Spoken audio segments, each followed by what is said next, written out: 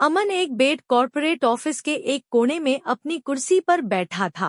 Computer screen पर Excel sheets, reports और deadlines का जंगल था। कैबिन में एसी की ठंडी हवा चल रही थी।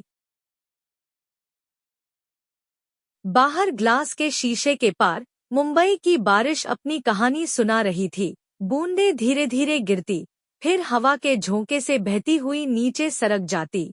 अमन की आंखों ने उस बारिश को देखा और दिल कहीं और चला गया, जैसे वक्त के दरवाजे खुल गए हो।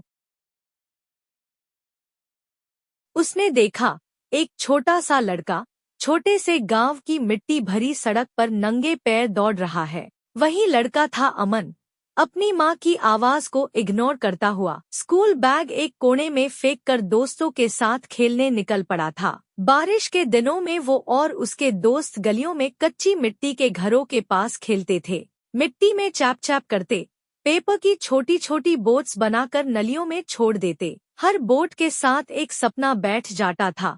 कोई कहता, मेरी बोट समुंदर तक जाएगी। कोई कहता, मेरी बोट डुबाई जा रही है। और सब मिलकर हंस पड़ते। अमन की आंखों के सामने वो दिन आ गया जब उसने पहली बार साइकिल चलना सीखा था। उसका बाप पीछे पकड़कर दौड़ा रहा था और एक पाल में छोड़ दिया। अमन गिर गया, घुटना छिल गया, आंसू आ गए। लेकिन बाप ने कहा, जिंदगी में गिरना जरूरी है बेटा, वरना चलना सीख नहीं पाओगे। और फिर वो पाल। जब अमन बिना पकड़ के साइकिल उड़ा रहा था, हवा उसके चेहरे को चम रही थी और दिल में एक अजीब सा गुरूर था। फिर उसने अपने स्कूल के दिन देखे, चौक से भरी हुई स्लेट, टीचर की दांत और लंच ब्रेक में माँ के हाथों से बनी आलू पराठे का टेस्ट। दोस्तों के साथ बेंच के नीचे छुप छुप कर आम खाना, क्रिकेट खेलते वक्त ब्रोकन बैट को टेप से जोड़ना और रात को छत पर लेटकर तारे गिनने की आदत। जैसे जैसे यादें आती गई, उसके दिल में एक हल्का सा दर्द भी जगता गया, क्योंकि ये सब पाल तो कहीं पीछे छोड़ आया था और अब सामने थी सिर्फ एक ठंडी मशीन वाली जिंदगी।